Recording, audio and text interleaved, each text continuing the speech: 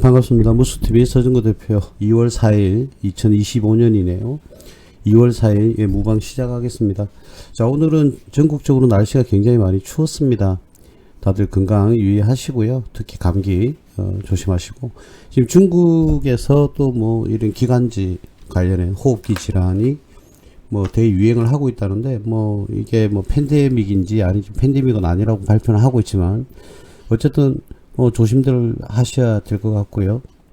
마스크 착용 다 하시고, 웬만하면 뭐 이렇게 날씨가 추운 날에는 목도리 하나 두르고 다니시는 걸 추천드립니다. 이 목도리가 사람의 체온을 1도에서 1.5도를 올리는 역할을 한다고 그러죠. 그래서 좀 귀찮더라도 목도리도 좀 하시고 그렇게 다니시기 바랍니다. 자, 오랜만에 이렇게 또 방송을 하게 됩니다. 요즘 여러분들 이 주식 시장이 뭐 트럼프 관련 주던 또 반도체 관련 중국에서 딥시크 이런 이야기들이 많이 나오고 있죠. 그래서 굉장히 혼돈세입니다. 그리고 우리나라는 지금 현재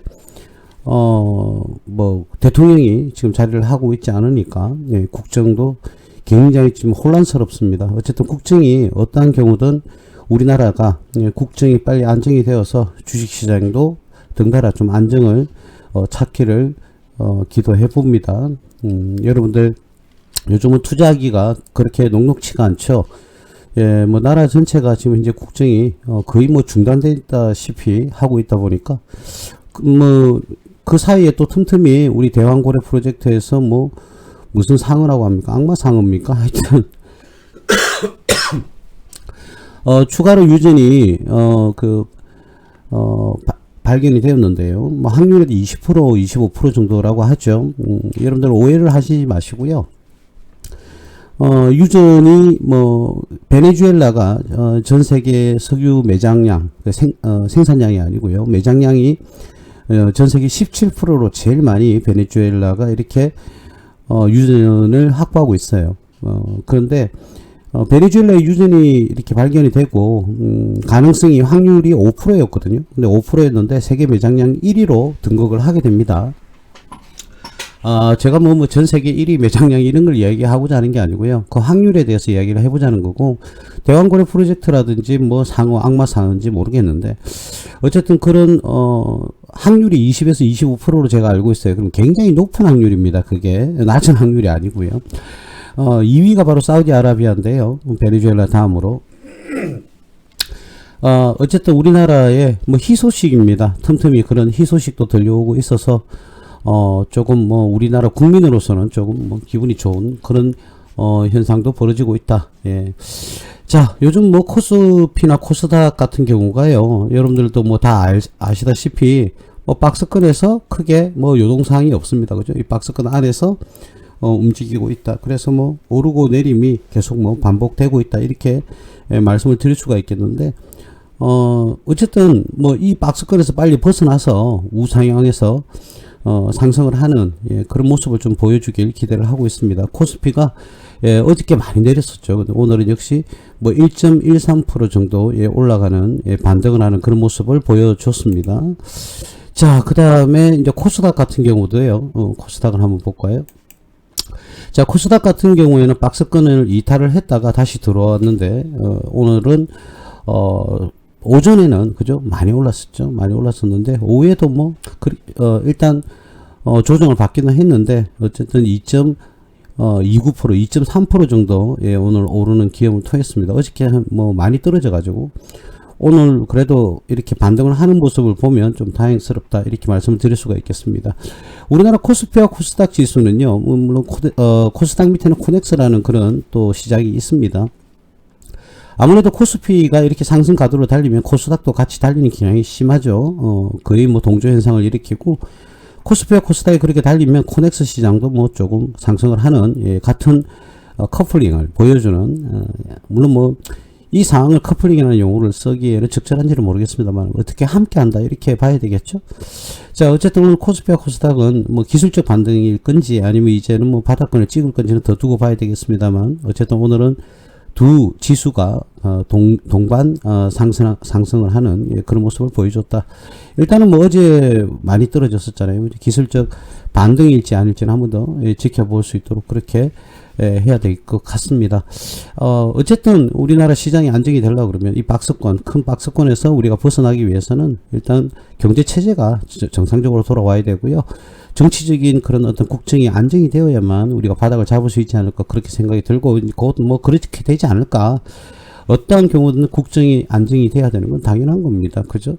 뭐 정치권들은 싸움을 어마어마하게 하고 있는데요. 뭐 집회도 이쪽 집회, 저쪽 집회, 뭐 찬성 반대 집회가 많이 열리는데 어쨌든 빨리 어떠한 경우든 정상적인 모습으로 완료가 되었으면 좋겠습니다. 예, 우리나라 국민들이 많이 힘드니까 정치권에서 그래 싸우면 국민들만 힘들다. 그러니까 빨리 제자리로 좀 돌아왔으면 좋겠다라는 게 개인적인 생각입니다. 자, 오늘은 우리가 제목에 봐서 아시다시피 오늘 빌 게이츠가 양자 컴퓨터에 대한 이야기를 했습니다. 그죠? 빌 게이츠가 오늘 그런 얘기를 했는데 그에 앞서서 삼성전자에 대해서 한번 이야기를 해보겠습니다. 삼성전자가 딥시크 그리고 엔비디아와의 거래가 계약이 되었다 안 되었다 뭐 찌라시가 많이 나돌고 있습니다. 어쨌든 팩트는요. 어저께 우리가 이재용 회장이 일단 2심에서도 승소를 했습니다. 대부분에서는 뭐 별다른 어떤 정말 특별한 경우가 아니고는 뭐 뒤집어지기는 힘드니까 이재용 삼성그룹의 이재용 회장이 일단은 무죄 선고를 받았습니다. 그죠? 굉장히 오랫동안 끌었는데 말이죠. 무작정 대기업 죽이기는 해서는 안 되죠. 예, 우리나라의 시가총액 1위 기업이 회장이 이제는 법적 리스크에서 조금 벗어나지 않겠나 그렇게 봐집니다. 개인적으로도 물론 뭐 범죄 사실이 있다 그러면 확실하게 법정에서 그 부분에 대해서는 처벌을 받아야 되겠지만 어쨌든 1심, 2심 둘 다 무죄로 선고를 받았습니다. 개인적으로는 삼성전자가 이제 조금 바닥권을 지금 박스권이지 않습니까? 이 바닥권을 잘 형성을 해서 이제는 어떤 법적 리스크도 이제 벗어났으니까 어저께 제법 많이 떨어졌었죠. 뭐 2%대. 근데 오늘은 3.3%, 3.33%가 상승을 해서 어제보다 오히려 더 오르는 그런 어제가 아니죠. 죄송합니다. 이틀 전보다 더 오르는 그런 모습을 보여줬습니다. 오늘은 다소 큰 폭으로 상승을 했는데 이 상단 박스권, 그죠? 상단 박스권을 빨리 좀 벗어나야 되는데, 그죠? 벗어나고 있습니다. 저는 개인적으로 말이죠. 사람들이 뭐 삼성전자가 50만원 간다 또는 뭐 7만원 간다 기타 등등 많이 말씀들은 할 수 있어요. 그죠? 말들은 할 수 있는데 이 박스권 상단을 일단은 돌파하고 그죠? 이 돌파를 해서 요 위에서 가격이 안정세를 이뤄야 이 삼성전자가 본격적으로 이제 상승을 할 수 있지 않을까 그런 말씀을 좀 드리겠는데요. 뭐 88,000원대에서 52,700원대까지 지금 현재 떨어져 있는 그런 상황인데 다시금 박스권 상단 58,000원대를 돌파를 하게 되면 65,000원대에서 한번 걸릴 거고요. 그 다음 대략 한 8만원대 그리고 이제 88,000원 이런 식으로 이제 거쳐서 상승을 해야 되지 않을까 그렇게 봐집니다. 우리나라 시가총액 1위 기업입니다. 굉장히 사실은요, 이 반도체 부분에 대해서 사람들이 전 세계에서 많은 사람들이 입도되고 전문가들도 이야기를 하고요. 그리고 각종 정권사, 금융사에서도 삼성전자에 대해서 이야기를 안 할 수는 없죠. 그죠?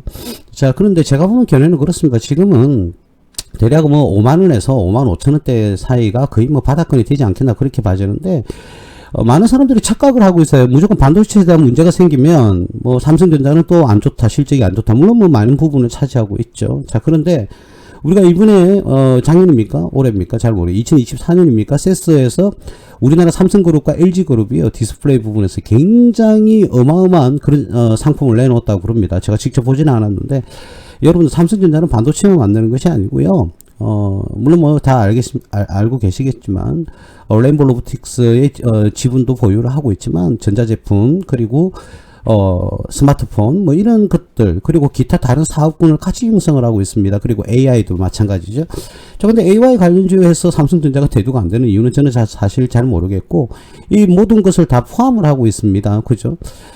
그렇기 때문에 우리가 굳이 반도체 하나만 볼 필요는 없다. 그리고 그렇다고 해서 반도체가 시스템 반도체 시장 아직까지는 비메모리 반도체 시장에서는 삼성전자가 TSMC라든지 인텔이라든지 그런 경쟁사하고 견주어 볼 때 그렇게 탄탄한 구조를 가지고 있지는 않습니다만 시스템 에어컨에서는 거의 뭐 독보적이라고 봐야 되겠죠. 굉장히 안정한 그런 매출 구조를 이루고 있다. 그러니까 꾸준한 매출이 나오는 거죠. 그죠? 그래서 비메모리 반도체라든지 엔비디아와의 거래 계약이라든지 이런 내용에 대해서 얘기들이 많습니다. 그죠? 예, 얘기들이 많아요. 근데 일단은 삼성전자 하면 우리나라 대한민국 1위 기업입니다. 뭐 이 삼성전자를 의심하게 되면 다른 기업에는 어떻게 투자하겠어요, 여러분들. 그래서 지금 뭐 더 떨어지면 더 좋죠. 뭐 4만 원대 떨어지면 더 좋고요. 또 추가 매수해서 여러분들이 삼성전자 지분을 하나하나 더 뭐 모아간다면 뭐 더 좋죠. 예, 그래서 행여나 말이죠. 내가 만약에 88,000원대 매수를 해서 물렸다. 그러면 지금 더 사는 거죠. 예? 그러다가 나중에 그때 물타기 할 걸, 그때 추가로 더 매수할 걸 하는 후에는 또 다들 하지 않습니까? 뭐 오늘 깜짝 반등했다고 해서 그런 말씀을 드리는 것이 아니라 삼성전자를 매수를 해서 걱정할 것 같으면 다른 종목은 더더욱더 걱정을 많이 해야 된다는 겁니다. 걱정하지 말라는 것이 아니라 그만큼 안정적인 회사라고 할 수 있고요. 믿음이 가고 신뢰가 가는 기업이죠. 뭐 유튜브라든지 정권 방송에서 삼성전자 많이 떠들고 있어요. 그럼 그분들도 뭐 나름 생각이 있고 또 정확한 어떤 자료를 가지고 데이터를 가지고 이야기를 하는 거기 때문에 그런 부분은 충분히 존중합니다만 무조건 반도체만 가지고 이야기를 해서는 안 된다는 부분은 저는 추가로 말씀을 좀 드리고 싶고 또 여러분들이 투자하고 있는 많은 종목들 중에서 과연 삼성전자만큼 안전한 종목이 있는가 저는 되짚어 질문을 드리고 싶습니다. 그래서 갤럭시 25도 뭐 사전 계약이 사전 예약이 그죠 빨리 완료가 되는 그런 모습을 보이기도 했는데 스마트폰 시장도 잘 확장을 해 나갔으면 좋겠고요. 전자 제품도 마찬가지고 로봇도 마찬가지, AI도 마찬가지. 이런 부분에서 삼성전자가 끊임없이 좀 성장을 하고 진출을 해서 수익도 증가하고요, 이익도 증가하는 그런 모습을 지금 개인적으로 봤으면 좋겠다, 이런 말씀을 좀 추가적으로 드리겠습니다. 저는 여러분들에게 그렇게 권해드리고 싶어요. 그러니까 한 번에 훅훅 사지 마시고요, 그죠? 떨어지면 떨어질 대로 또 더 사시고 하시면서 여러분들 최대한 단가를 낮춰주시면, 그러니까 어떤 개념이냐면 정액 투자의 법칙이라는 마인드를 가지고요, 매달 가격대가 보시고요, 그죠? 내 단가보다 더 떨어지면 매달 똑같은 금액으로, 똑같은 수량이 아니고요, 똑같은 금액으로 사셔야 정액 투자의 법칙이 적용이 됩니다, 그죠? 그래야 여러분들이 계속적으로 매수를 한다 그러면 이제는 펀더멘탈이 강해질 때는 여러분들이 수익 구간으로 들어가서 그동안 계속적으로 투자를 했기 때문에 물량이 늘어났을 겁니다, 그죠? 그러면 수익률은 아주 제일 낮을 때 매수를 하지 않았기 때문에 수익률은 오히려 떨어지겠지만 수익금은 어떻게 돼요? 투자한 금액이 많으니까 수익금은 더 커지는 거죠, 그죠? 자, 그렇게 하면서 재산을 증식해 나가고, 여러분들이 우리나라는요, 사실적으로 주식 투자가 굉장히 어렵다고 하지만 그 어렵다는 것은 뭐냐면 옆에서 누구한테 듣고 또는 어떤 정권 방송을 듣고 이렇게 투자를 하고 또 뭐 손절도 하고 좋아요. 근데 그게 나쁘다는 게 아니라 그런 식의 투자를 하시는 게 아닙니다. 주식 투자는 정말 믿음이 있고, 그죠? 신뢰가 있는 그런 회사는 내가 적당한 가격에서 많이 싸졌다, 이 정도면은 정말 저평가가 되었다, 그러면 조건은 하나밖에 없는 겁니다. 내가 계속적으로 투자를 하고 또 계속적으로 내가 여유 자금을 확보를 해서 투자를 한다 그러면, 시드머니가 확보가 계속 조금씩 된다 그러면 계속적으로 투자를 하세요. 그러면 그 기업이 다시금 이제는 펀드 강한 이 모멘텀을 가지고 상승을 하게 되면요, 여러분들 다 수익을 낼 수 있습니다. 재산의 증식은 그렇게 하는 겁니다. 그러니까 뭐 한 번에 급하게 오르는 그런 것만 기대를 하지 마시고, 뭐 그런 것도 뭐 좋죠. 당연히 내가 들고 있는 종목이 갑자기 급등을 한다고 그러면 여러분들 기분 나쁠 일은 없습니다. 그러나 떨어졌을 때 여러분들이 대응 방식이 무조건 스트레스를 받는 것이 아니라 이런 종목은 계속적으로 사모아 가면 되는 겁니다. 자, 그래서 삼성전자를 매수해서 스트레스를 받는 것은 스트레스를 받는 사람이 있다면 그 사람은 아직까지 초보의 티를 못 벗어나는 겁니다. 예, 왕초보죠, 왕초보. 그리고 향후에 우리 삼성전자가, 그죠? 반도체 시장에서 무조건 열악한 환경 속에서 있는 것만은 아닙니다. 그죠? 메모리든 비메모리든 어쨌든 충분한 기술을 확보하고 있고, 그죠? 예전에 이건희 회장과, 그죠? 이재용 회장이 일본에서, 그죠? 그렇게 어떤 호텔에서, 프라자 호텔인지는 모르겠습니다만, 호텔에서 이 반도체 시장에 진출할지 안 할지에 대한 어떤 갈등을 많이 했었죠. 그죠? 그래도 뚝심 있게 반도체 시장에 진출을 했습니다. 그때는 누구나가 다 삼성전자가 삼성그룹이 위기에 직면하게 될 거라고 비아냥거렸죠. 그런데 어떻습니까? 세계적인 기업으로 우뚝 올랐었습니다. 그죠? 예, 그런 면모를 우리 삼성전자가 다시 한번 더 보여줬으면 좋겠고, 이 삼성전자를 매수하고 계신 많은 주주님들도 그런 기대를 하시고요. 또 그렇게 해달라고 많은 기도도 하시길 바라겠습니다. 예, 어쨌든 삼성전자는 한 번 더 말씀드리지만 우리나라 시가총액 1위 기업입니다. HBM이 어떻니, 시리즈가 어떻니, 엔비디아의 계약이 어떻니, 그리고 향후에 뭐 액면 분할이 어떻니, 액면 병합이 어떻니, 자사주 매입이 뭐 10조가 된다고 하니 이런 말들도 많이 있습니다. 어쨌든 삼성그룹은 물론 뭐 100%는 아닙니다만은 우리 투자자를 외면하거나 그리고 배신하는 경우는 제 경험상으로는 없었습니다. 한 번 더 믿고 기다려 보시면 될 것 같고요. 지금 라인대 대략 뭐 5만원에서 5만 5천원 사이는 거의 뭐 바닥권이 아니겠느냐 그렇게 봐지는데 뭐 3만원대로 떨어지면 더 좋죠 뭐. 더 많은 양을 똑같은 금액으로 더 많은 양의 물량을 확보할 수 있으니까 그렇죠? 예, 그래서 너무 걱정하지 마시고 기다려 줍시다. 기업이 성장하고 그러려면 국정이 빨리 안정이 되고 경제 상황도 좋아지고 삼성전자도 어떻게 해요? 수익 구조를 잘 가져간다면 여러분들한테는 불을 안겨다 줄 것이다. 자, 그렇다면 믿고 기다려 주셔야 됩니다. 그죠?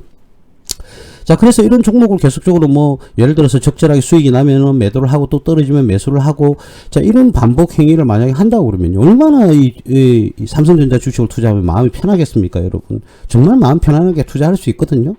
자, 그래서 이 종목은 여러분들이 웬만하면 포트에 있어야 되고요. 그래서 경제적 자유를 얻기 위해서는 여러분들이 꾸준하게, 그죠? 꾸준하게 믿고 기다려야 됩니다. 그죠? 그런 방법을 여러분들에게 말씀드리겠습니다. 저는 유튜브에서 30배, 50배 갈 종목이라고 홍보하는 사람들을 보면 저는 도대체가 그분들의 마인드는 잘 모르겠어요. 예, 그러면 30배, 50배 가면 본인이, 그죠? 본인이 풀 대출 받아가지고 그냥 들어가세요.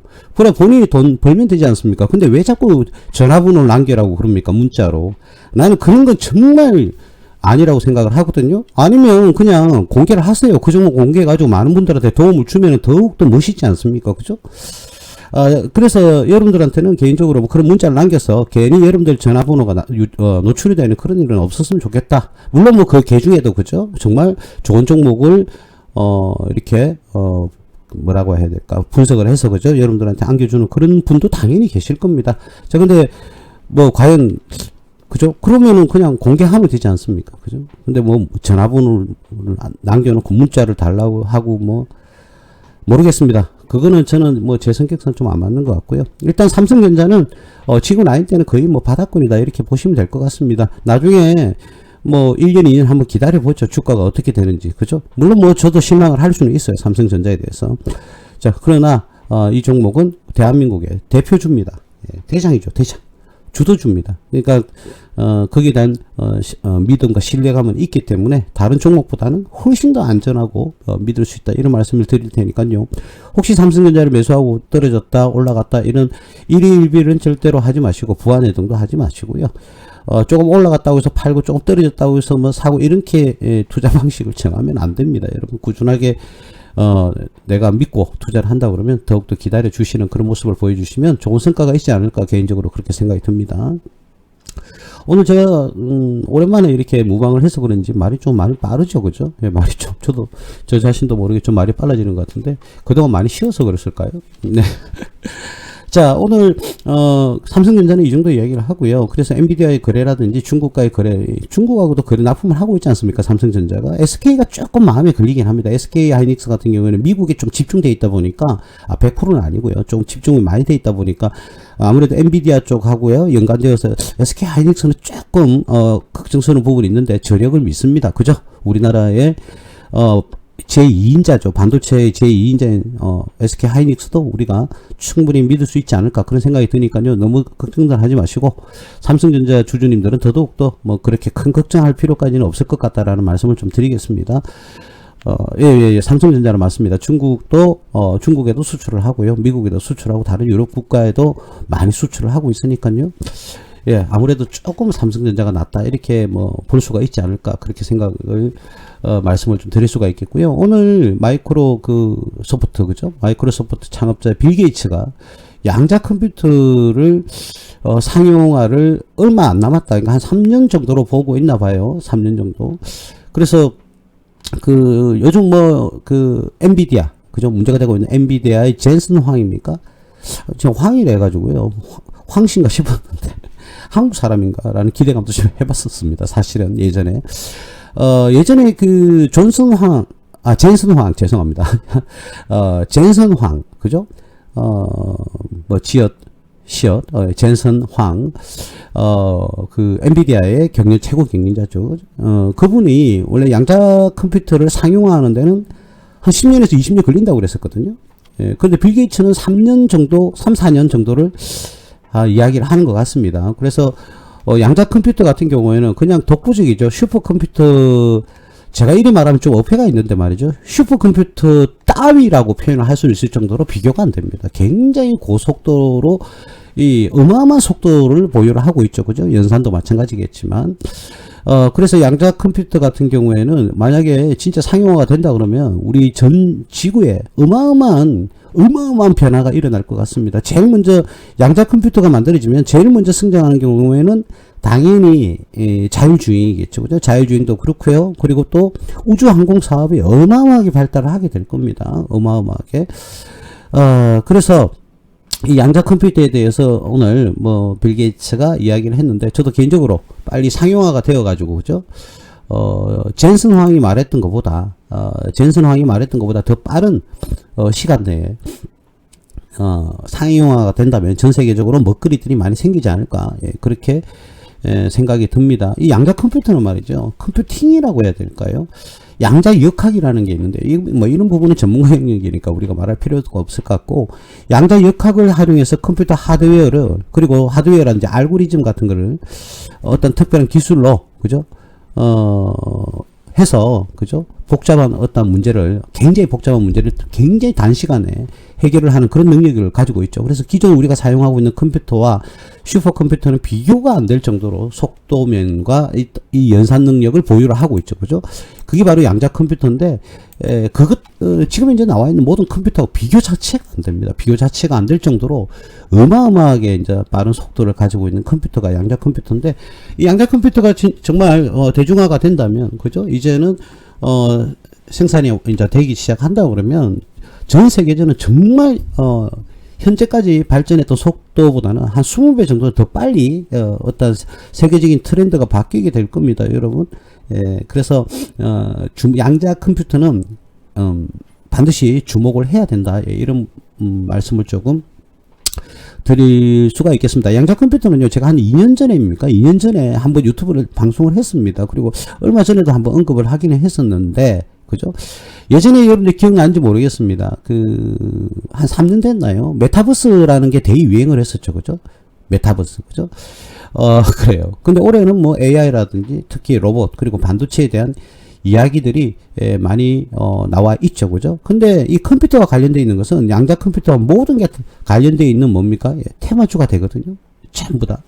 그래서 뭐 전자, 뭐 이온, 원자, 핵, 원자, 그런 양자적 성질을 이용하는 기술을 이야기를 하는데, 뭐 특히 뭐 원자나 원자, 핵, 그죠? 전자, 이온, 이런 것들입니다.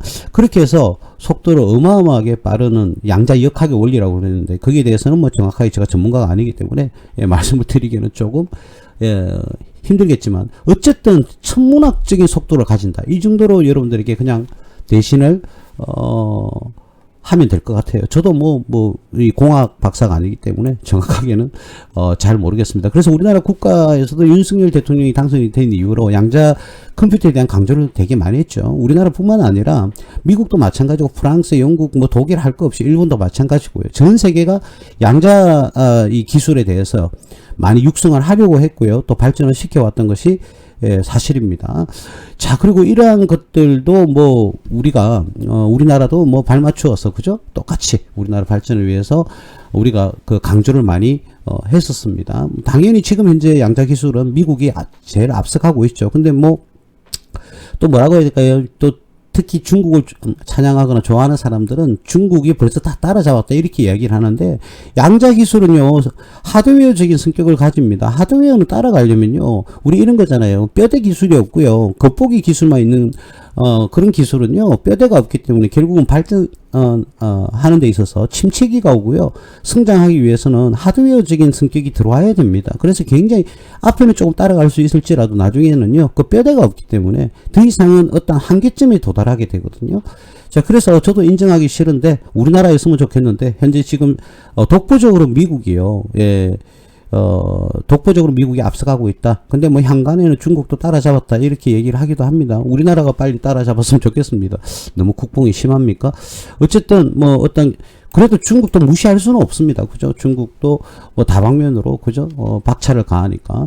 더군다나 지금 트럼프가 정권을 잡으면서 더더욱더, 어떤 기술 개발에 대한 우주항공, 뭐 이런 AI, 이런 거에 대해서 트럼프가 강조를 많이 하고 있긴 합니다. 그죠?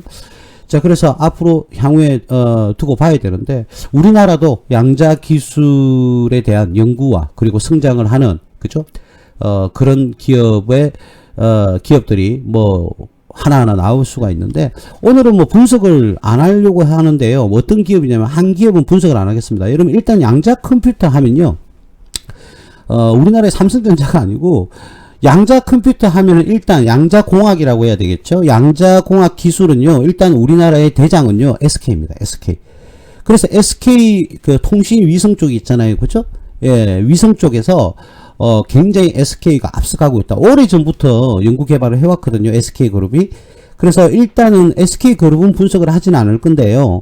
일단 우리나라의 양자 암호 시장이라든지 또는 뭐랍니까 양자 통신 위성 이런 거에 대해서는 우리나라 SK그룹이 우리나라에서는 제일 먼저 치고 나가고 있습니다. 그래서 미국보다 중국보다 유럽보다 조금 뒤처지지만 그죠? 아시아권에서는 우리나라가 중국을 제외하고는 거의 뭐 독보적으로 따라가고 있습니다. 그렇지만 아직은 많이 못 미쳐요. 근데 그에 대한 어떤 뭐라고 해야 될까? 도로를 포장해서 지금은 2차선 도로지만 4차선, 8차선 도로를 깔 수 있는 기업이 제가 보기에는 SK그룹이 되지 않을까 그렇게 봐집니다. 그래서 여러분 대장주는 현재까지는 SK그룹이다 이렇게 말씀을 드릴 수가 있겠습니다. 그래서 그 부분은 여러분들도 상식적으로 우리나라 양자 하면은 뭐라고요? 예, SK그룹이다. 이 정도는 여러분들이 상식적으로 조금 알고 계셨으면 좋겠다. 예, 이런 말씀을 좀 드리겠고요. 저번에도 말씀을 좀 드렸습니다. 그죠? 첫 번째로 우리가 양자, 이 컴퓨터 관련해서는 꼭 빠지지 않는 게 드림 시큐리티입니다. 근데 실질적으로 우리 양자라는 부분에 양자공학이라는 이런 말들이 나오지만 드림 시큐리티가 큰 폭으로 사실은 뭐 상승했다고 보기에는 아직 좀 힘들거든요. 뭐 대략 지금 뭐 100%다 돼가는데 100% 이상 수익이 났다가 다시금 조정을 받고 다시금 상승 곡선을 오늘 좀 보이고 있는데요. 드림 시큐리티가 제일 양자 하면은 제일 먼저 있잖아요. 그죠? 투자자들이 머릿속에 떠올리는 게 드림 시큐리티입니다. 드림 시큐리티. 자, 이 드림 시큐리티 같은 경우에 재무제표를 한번 보면요. 1800억, 매출이 1800억에서, 그죠? 2022년도에는 2200억, 그리고 재작년에는 2300억. 그 정도죠. 그죠? 그리고 작년이죠. 작년 실적이 아직 나와 있지는 않습니다. 그죠? 그래서 대충 보면, 2023년이나 작년 2024년에는, 별다른 차이가 없어 보입니다. 자, 그런데 영업이익이 조금 많이 떨어졌을 것 같아요. 영업이익이. 예, 영업이익이 떨어지니까 전체적으로 평균적으로, 아니죠. 확률적으로 당기순이익도 2023년에 비해서는 2024년도에는 실적이 조금 떨어지지 않을까. 이익 측면에서는. 예, 그렇게 봐집니다. 계속적으로 이익은 내고 있지만 조금 그런 부분은 재무제표상의 실적은 조금 저조한 그런 모습을 보여주고 있다. 예, 이 정도로 말씀을 좀 드릴게요. 뭐 퍼 수준은 7.64인데 아무래도 그죠? 우리가 이 기업이 여러분들이 보시는 바와 같이 각각의 말이죠. 국가기관 성장 산업 전략에 대한 어떤 솔루션을 제공을 하거든요. 그리고 암호, 인정, 인식, 뭐 감시 이런 거 있잖아요. 그렇게 해서 특히 이제 보안 쪽도 그죠? 관련이 있을 것이고, 그리고 다른 각종의 어떤 뭐라고 해야 될까요? 정보 보안 산업, 그죠? 그런 부분에서 또는 정보 보안 제품 이런 것들에 대해서 중점을 두고 만들어주고 있고 제품을 그리고 서비스도 하고 있죠. 시스템 보안도 마찬가지고요. 또는 정보 유출하는데 방지하는 그죠? 그런 부분에서 어떤 일을 하고 있습니다. 그래서 좋은 일을 하고 있는 만큼 기업이 실적이 좀 많이 좋아졌으면 좋겠습니다. 근데 주로 인정하잖아요. 우리가 어떤 뭐 시스템이 접근하려고 하면 인정을 해야 되잖아요. 그죠? 예, 그런 부분에서 많이 기술을 보유하고 있다. 예, 이렇게 말씀드릴 수가 있겠고, 그런 보안 프로그램을 주로 판매를 하는 것이 아니고, 월 수수료를 받는 렌탈 쪽에 특화가 되어 있습니다. 매출이. 물론 솔루션 자체를 다 까는 경우도 있죠. 그죠? 큰 기업 같은 경우에는. 그죠? 자, 그래서 렌탈을 해서, 월 수수료를 받는 그런 형태의 매출이 대략 80%가 넘습니다.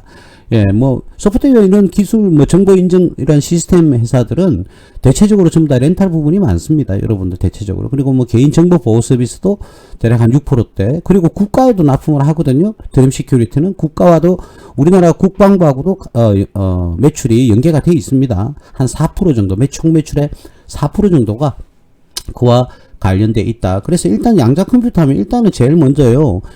테마가 형성이 되면 제일 먼저 움직이기 시작하는 게 드림 시큐리티는 맞습니다. 예, 맞아요. 아무래도 뭐 NET, 죄송합니다. NET가 아니라 NFT죠. NFT 관련주로도 엮여가 있기 때문에, 그러니까 암호기술연구센터를 통한 암호기술연구, 그리고 그걸 개발을 하고요. 적극적으로 R&D에 투자를 하고 있습니다. 그래서 아무래도 이제는 그런 암호 시스템이요, 양자공학이 발달이 되면서 양자 컴퓨터 환경에 맞는 대응할 수 있는 알고리즘을 개발을 하고 있습니다. 그래서 암호 기술 상용화를 계획 중에 있기 때문에 양자 컴퓨터 대장주로 선정이 되어 있죠. 자, 그런데 뭐 사람들이 보는 눈마다 저는 뭐 사실은 대장이라고 생각하지 않고요. 저는 사실 뭐 양자공학에 대한 대장주 하면은 SK텔레콤 그죠? 또는 SK그룹이 되지 않을까 저는 개인적으로 그렇게 생각을 해요. 근데 아무래도 제일 빨리 반응을 하는 게, 드림 시큐리티다 보니까 사람들이 이게 다 뭐 대장주다. 그리고 지금 이제 그 금액 자체가 그죠? 뭐 3,800원, 3,600원대입니까? 금액이 좀 작기 때문에, 우리 투자자들, 개미 투자자들이 가장 쉽게 접근하는 게 아닌가. 네, 그렇게 봐집니다. 그러나, 우리가 주식 투자라는 것은 배당이라든지 자본소득 그리고 금융소득과 자본소득을 두 마리 토끼를 다 잡는 그런 방식인데요. 저는 개인적으로 SK그룹이 되지 않을까 저는 개인적으로 그렇게 생각합니다. 그리고 아무래도 SK텔레콤하고도 당연히 연결이 될 수밖에 없죠. SK텔레콤은 통신이지 않습니까 여러분들 그죠?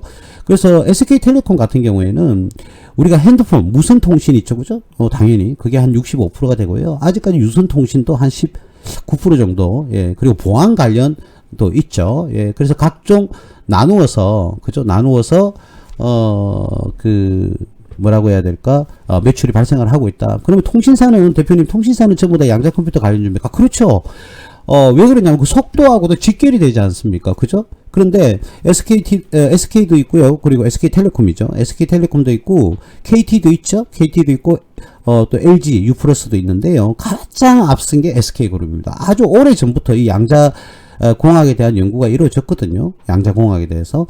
자, 그래서, SK가, 가장 앞선다. 그래서 제가 SK가 대장주라고, 말씀을 좀 드리는 겁니다. 그래서 SK그룹은 뭐 굳이, 그죠? SK, 뭐 텔레콤을 한번 볼까요? SK. 근데 뭐, 통신 3사가, 그죠? 뭐, 문제가 될 일은 거의 없거든요. 그죠? 그래서 뭐 매출을 안 봐도 되겠죠. 이익 빵빵하고 그죠? 17조 원을 매출하고 작년은 재작년보다 영업이익이 조금 오르는 그죠? 볼까요?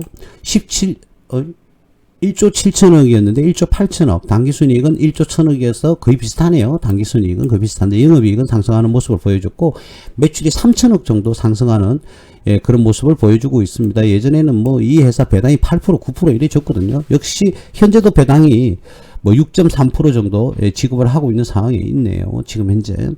자, 근데 2024년도에는 지금 배당락이 안 떴어요. 뭐 배당금을 지급 안 하겠다는 소리일까요? 나중에 한번 지켜보도록 하죠.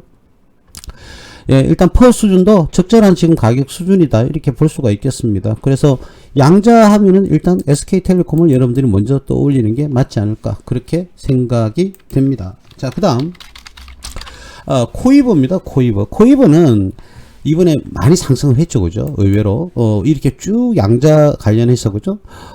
테마를 탔을 때 굉장히 많이 이렇게 물론 뭐 다른 내용도 이유도 있습니다만 일단 많이 급하게 급등을 하는 그런 모습을 보여줬는데 이 회사는 광전송 장비입니다. 전송 발음도 안 되네요, 그죠? 유선과 관련해서 광역이라고 해야 됩니까? 광역적으로 전송하는 장비를 만들어서 판매하는 회사거든요. 그래서 이 회사는 실질적으로 통신 3사에 다 납품을 하고 있어요. KT라든지 LG U+라든지 SK, 브로드밴드라고 합니까? SK가, 그죠? 브로드밴드를 알고 있는데, 그 3사에다가 전부 다 광전송 장비를 다 납품하고 있습니다. 만들어서 판매를 하고 있거든요. 그러니까 그 3사가 전부 다 뭐 고객이다 보니까 회사가 좀 조금은 신뢰성은 있죠. 그죠? 아무래도.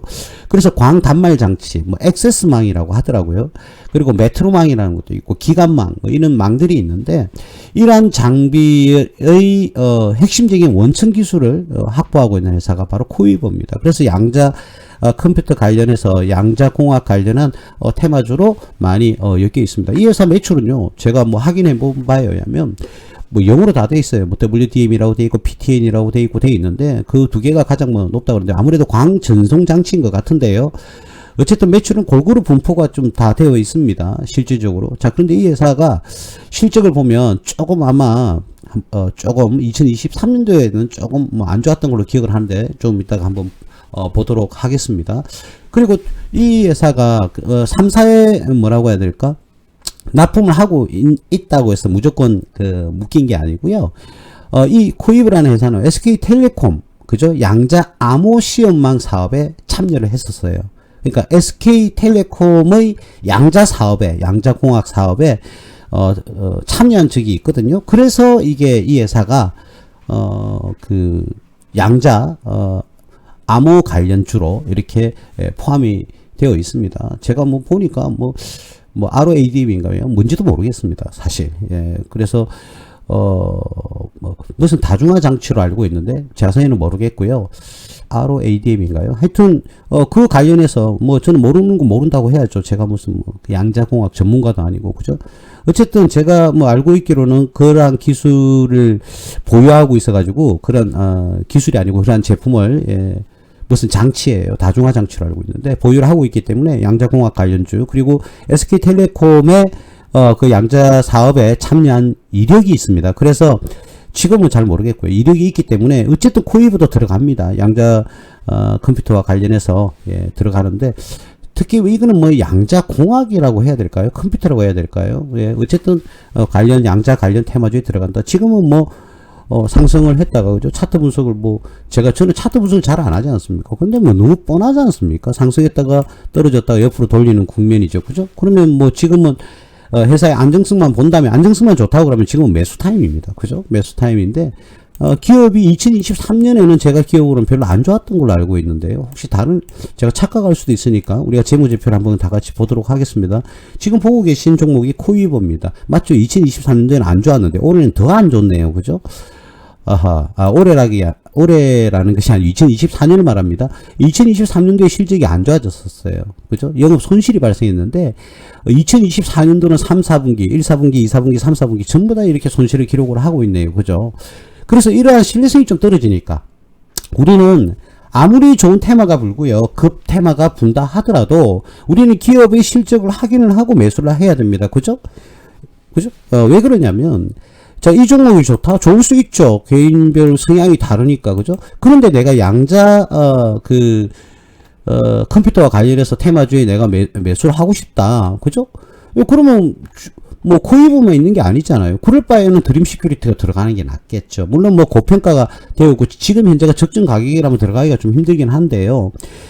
내가 만약에 양자공학과 양자컴퓨터와 관련되어 있는 테마에 나는 편성을 하고 싶다. 미래에는 이 기업들이 성장을 많이 할 것 같다라는 판단이 들면, 굳이 지금 현재 그 기업의 실적이 좋지 않는 코이버보다는, 물론 뭐 3개 통신사에 다 납품을 하고 있다 하지만 영업 손실이 난다는 것은 매출을 더 올려야 된다는 겁니다. 매출을 더 올려야 영업 손실이 이익으로 돌아서겠죠. 그러면 이 재무구조 상황이 탄탄해질 건데, 그 정도 양자 컴퓨터가 활성화가 되면 아무래도 납품할 수 있는 기회는 많아지니까 매출은 올라가겠죠. 그 기대감으로 테마가 부는 겁니다. 그죠? 지금 현재는 안 좋다 하더라도, 그럼 이왕이면 이 회사가 양자 컴퓨터가 아니다 하더라도 이 기업이 실적을 꾸준하게 내면서 영업이익과 당기순이익을 내고 있었다면 충분히 지금 매수를 할 수 있는 거죠. 그런데 우리는 철저하게 그 기업의 안정성 원리에 들어가야 되니까 여러분들 소중한 재산을 지켜야 됩니다. 그런 차원에서 우리는 접근을 해야 돼요. 그럴 바에는 차라리 내가 양자 컴퓨터 관련주에 들어가겠다 그러면 굳이 이 종목보다는 드림 시큐리티가 낫겠죠. 물론 이 기업이 훨씬 더 많이 상승할 수는 있어요. 그죠?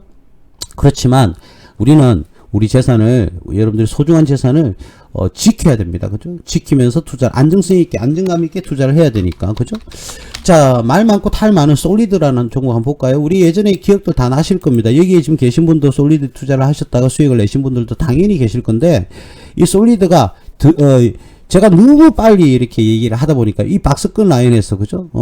양자 관련해서, 그리고 다른 테마도 있다 보니까, 이 박스권 라인에서 제가 매수를 해라고 말씀을 드렸어요. 근데 이제는 다 돌파를 하고 수익에 다 들어왔는데, 저는 좀 단점이 뭐냐면 좀 빨라요. 그리고 막상 좀 느리게 하면 툭 올라가 버리고, 그죠? 그래서 그냥 좀 빠르다고 생각해도 제가 미리 이야기를 다 합니다. 이 회사는 솔리드는 뭐 무슨 통신 장비입니다. 통신 장비.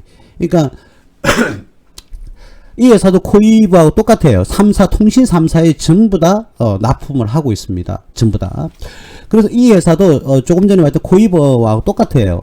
SK텔레콤 양자 암호 사업 시험망에 그게 참가를 한 적이 있습니다. 이력이 있어요. 그리고 SK텔레콤하고 5G 있죠? 5G 광통신망 지금 4G, 5G 뭐 이런데 5G가 잘 상용화가 나는 아직 안 된 걸로 알고 있는데 됐을까요? 5G 쓰시는 분들은 저는 주변에서 아직은 본 적이 없는데 일반화가 아직 안 된 것 같은데 모르겠습니다. 어쨌든 이 회사는 SK텔레콤 5G 산업에도 같이 그죠? 같이 사업을 하고 있고 KT나 또는 그 LG U+에도 다 납품을 하고 있습니다. 거래를 하고 있어요. 그죠? 그래서 솔리드가 제가 좀 나름 기대를 좀 했었거든요. 근데 안 가다가 그죠? 이제서야 이제 테마가 불면서 상승을 하는 모습. 지금이라도 이렇게 테마가 불어서 이렇게 상승을 하는 모습을 보니까 마음이 조금 좋긴 합니다. 좀 아쉬웠어요. 자, 2024년도에는 2023년도에 비해서는 실적이 조금 떨어지는 그런 모습을 보여주고 있죠. 요렇게 좀 떨어지는 모습을 보여주고 있다. 매출은 살짝 뭐 100억 정도가 올랐는데 영업이익은 40억 정도 떨어졌고요. 당기순이익은 한 10억 정도 떨어졌으니까 거의 비슷하다 이렇게 수준으로 얘기를 할 수가 있을 것 같습니다. 자, 근데 이 회사는 퍼가 12 정도로 유지를 하고 있는데 올해 예상 퍼입니다. 자, 업종 퍼가 없죠. 그래서 작년하고 퍼 수준은 거의 뭐 비슷하다 이렇게 볼 수가 있을 것 같습니다. 자, 근데 지금 이제 근래에 주가가 많이 올랐기 때문에 작년에 올해 나오는 EPS 값하고, 그죠? 올해 지금 주가하고 비교를 했을 때, 퍼 기준도 지금 이 퍼가 거의, 정상 퍼가 아닌가. 이제는 조금 올라가기에, 어떤 테마가 더 강하게 분다면, 더, 추가 상승할, 여력이 있어 보입니다만은, 기본적 분석에 의한다면 지금쯤은 한번 다소 조정을 좀 받을 수 있지 않을까. 그런 시점이 아닐까. 그렇게 봐집니다. 혹시 솔리드를 보유하고 계신 분들은, 일단 스탑을 걸고 대응을 하셔야 될 것 같습니다. 일단 강한 저항선은 뚫었거든요. 강한 저항선이 대략 이 가격대겠죠. 그죠? 이 가격대인데 8,000원을 지금 뚫고 오늘 또 어저께 많이 떨어졌나요? 예. 7,900원대네요. 그죠? 8,000원이 강한 저항선입니다. 이걸 뚫으면 뭐 더 이상을 바라볼 수 있겠죠. 대략 한 12,000원 정도까지는 바라볼 수 있을 것 같은데 어쨌든 지금 가격이 적정한 가격이고요. 그렇다고 해서 무조건 매도해라는 것은 아니고 스탑으로 대응을 하시길 바랍니다. 예, 내 수익 구간에서 얼마만큼 양보하더라도 조금 더 지켜보겠다. 그래서 스탑을 거시고 목표가는 대략 한 만원대 이상을 보시면 될 것 같습니다. 예. 근데 이게 한 번은 좀 무너질 것 같습니다. 올라가기 전까지는. 그래서 빨리 양자 관련해서 그죠? SK텔레콤이라든지 이런 데서 연구 분석을 할 때 R&D 사업에 참가를 해서 한 자리를 아주 뭐 핵심적인 자리는 아니다 하더라도 한 자리를 자리해서 기업의 성장에 기여를 할 수 있는 그런 모멘텀을 가져가야 되지 않을까. 예, 그렇게 봐집니다. 예, 솔리드도 이제는 좀, 이 단기간에 너무 많이 올라가지고요. 조금 불안 요소는 가지고 있습니다. 예, 그 다음 또 양자 컴퓨터 하면은 유명한 종목이 있죠. 바로 우리넷이죠, 우리넷. 그런데, 이 종목은 정말 정신이 없거든요. 우리 개미 투자자분들은, 조금 참가를, 이 종목은 조금 안 했으면 좋겠어요. 차라리 솔리드가 낫지 않을까. 그렇게 봐지는데, 예, 이 회사도요, 양자 암호 전송 시스템입니다. 그래서, 스탠다드, 그러니까 우리나라 표준을, 예, 만들기 위해서요. 그러니까 양자 암호 전송에 관련한 스탠다드, 예, 표준을 만들기 위해서 연구 개발을 계속적으로 하고 있는 그런 기업입니다. 그래서 포트인인가요? 내가 잘 모르겠네요. 예, 어쨌든 암호화되어 있는, 양자 컴퓨터 말고요. 양자 키를 분배받아서 암호화할 수 있는 통신 기능을 제공할 수 있는 그런 장비를 개발에 성공을 했던 적이 있습니다. 근데 앞으로 나올 양자 컴퓨터 관련해서는 더욱더 성장하고 발전되고 더욱더 초스피드 그리고 더욱더 업그레이드 되어 있는 버전이 나오기 때문에 그에 따른 그죠? 기술 개발은 계속 이루어져야 되겠죠. 그죠? 근데 현재까지는 일단 어떤 그런 암호화 전산 시스템 양자 키를 분배받은 그것을 또 다시금 어떻게 해요? 암호화하는 통신 기능을 그죠? 갖춘 그런 회사인데 2023년도에는 그 이전 2022년도보다는 대략 한 623억에서 1191억 이렇게 성장하는 모습을 보였는데 올해 1, 4분기, 2, 4분기까지는 굉장히 모양이 좋았습니다. 이렇게 그죠? 매출도 굉장히 벌써 매출은 그죠? 예, 작년 거의 따라잡았는데 이 회사가 계절적 특성이 있는 것 같아요. 보세요. 1, 4분기, 2, 4분기는 영업이익만 봤을 때는 두 개 합치면 224억인데 3, 4분기에는 마이너스 25억입니다. 그러면 아직까지도 한 200억 정도 뭐가 되죠? 올해는 200억 정도가 지금 현재 영업이익이 달성이 돼 있다고 봐야 되거든요. 근데 분기별 특성을 한번 봐야 되겠죠. 분기별 특성이라는 것이 4, 4분기에는 작년에도 안 좋았느냐. 근데 4, 4분기 뭐 분기별 특성은 없다 그죠? 오히려. 근데 작년에 3, 4분기도 올해 3, 4분기도 3, 4분기에는 실적이 굉장히 저조하네요. 그죠? 그럼 4, 4분기에는 4, 4분기에는 작년 실적만 한다 하더라도 올해는 영업이익뿐만 아니라 당기순이익이 굉장히 많이 상승을 하겠네요. 네. 그러면 예상되는 퍼는요. 한 3 정도가 되지 않을까. 이 실적이 그대로 간다면. 그러면 굉장히 저평가되는 그런 기업이거든요. 그래서 우리넷에서 양자 컴퓨터 관련주 이렇게만 생각하지 마시고 테마성이 굉장히 강하거든요. 이렇게 그죠? 치솟는 구간이 많아요. 근데 테마성을 떠나서 이 회사의 실적주, 그러니까 기본적 분석에 입각한다 하더라도 이 기업은 굉장히 지금 현재 저평가되어 있는 기업이다. 예, 이렇게 생각을 하시면 될 것 같습니다. 근데 이렇게 윗꼬리들이 너무 많이 만들어요. 그러니까 테마성이 너무 강한 거죠. 이런 것들을 보시면 과거부터 현재까지 이렇게 테마성이 굉장히 강합니다. 그래서 반응 속도가 굉장히 빠르다는 거죠. 우리 직장인들은 좀 대응하기가 힘들지 않을까.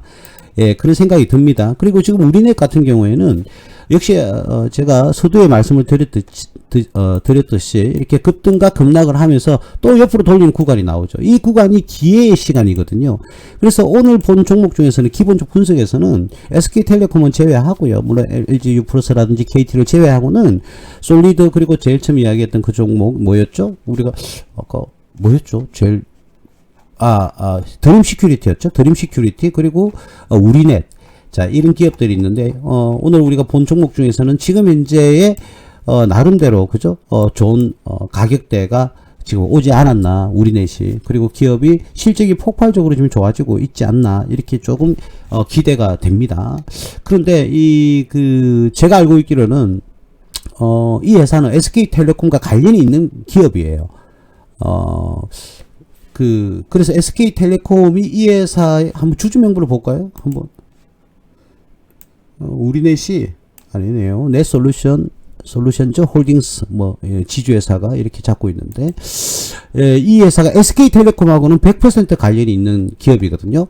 주 매출이 SK텔레콤에 매출을 합니다. 그리고 여러분들 잘 알고 있지만은 조금 요즘은 뭐 쿠팡이 등장으로 조금 저조하지만 11번가 아시죠? 그죠? 11번가 아무래도 온라인 쇼핑몰 관련 업체인 걸로 알고 있는데 그 말고도요, SK 텔링크인가요? SK 텔링크라는 그 자회사가 이 회사의 자회사입니다. 우리넷에. 그래서 SK 그룹과 관련이 있는 기업으로 유명합니다. 그리고 5G 관련 기업이기도 하고요. 그리고 우리나라 3사에 다 어떻게 납품을 하고 있습니다. 하고 있는데 이 회사도 수익성도 괜찮아졌어요. 괜찮아졌고 5G 관련 기업이기도 하고요. 그리고 제일 중요한 것은 이 회사는 AI를 접목하는 데 있어서는 오늘 말씀드린 기업들 중에서 AI 접목료 SK텔레콤을 제외하고는 AI 접목에서는 가장 앞서가는 회사가 바로 우리넷입니다. 왜 그렇게 쉽죠? 우리넷. 그리고 지금 시점에 기술적 분석에서도 바닥권을 형성하면서 다시 한 번 더 투자의 기회, 매수의 기회가 오지 않았나 그렇게 봐지거든요. 그래서 여러분들이 잘 대응을 하셔가지고 투자의 책임은 본인한테 있으니까 여러분들이 잘 반응을 하셔가지고 만약에 내가 양자 컴퓨터 물론 이 회사는 갭이 너무 많이 나와요. 그죠? 여기도 지금 바닥권에서도 갭이 있죠. 그죠? 갭이 있는데 조금 더 기다리셨다가 갭 메우는 자리를 하긴 확인하시고 들어가셔도 되겠고, 그죠? 위에도 상승 갭도 있습니다. 그죠? 그래서 이 위에 갭을 메우고 떨어질 건지 아니면 밑에 갭을 메우고 다시 올라올 건지는 여러분들이 잘 지켜보시고, 그리고 지금 방송을 청취하시는 분들은 언제 매수해야 되는지는 여러분들이 어떤 시그널을 다 알고 계시지 않습니까? 그죠? 여러분들은 다 알고 계시니까 제가 이 방송이 유튜브를 통해서 나가니까 이 정도로만 말씀을 좀 드릴게요. 어쨌든 시그널을 잘 잡으셔가지고 매수를 하시면 되지 않을까 그렇게 봐집니다. 오늘은 삼성전자와 더불어서 말이죠, 양자 컴퓨터와 관련되어 있는 종목을 한번 분석을 해봤습니다. 양자 컴퓨터와 관련되어 있는 기업은 무수히 많습니다. 근데 오늘 우리가 분석했던 결과에 의하면 2024년도 오늘 말을 빨리 해서 기침이 또 나오네요. 2024년 기준, 올해는 지금 현재는 2025년인데 2024년 기업 실적 기준으로 했을 때는 성장성이 가장 좋은 것이 바로 이 우리넷이 아닐까 그렇게 봐집니다. 물론 4분기 실적은 아직 안 나왔습니다만은 주가라는 것은 그 실적이 나오기 전에, 그죠? 1년치 실적이 나오기 전에 선반영을 하지 않습니까? 자, 그러니까 그런 부분 잘 생각을 하시고 여러분들이 투자 활동을 하시면 될 것 같다라는 부분을 말씀을 드릴 수가 있을 것 같습니다. 오늘은 삼성전자와 양자 컴퓨터와 관련되어 있는 이야기를 해봤습니다. 어쨌든 날씨가 많이 춥습니다. 건강 유의하시고 감기 유의하시고요. 아주 행복한 시간들이 계속되었으면 좋겠습니다. 감사합니다.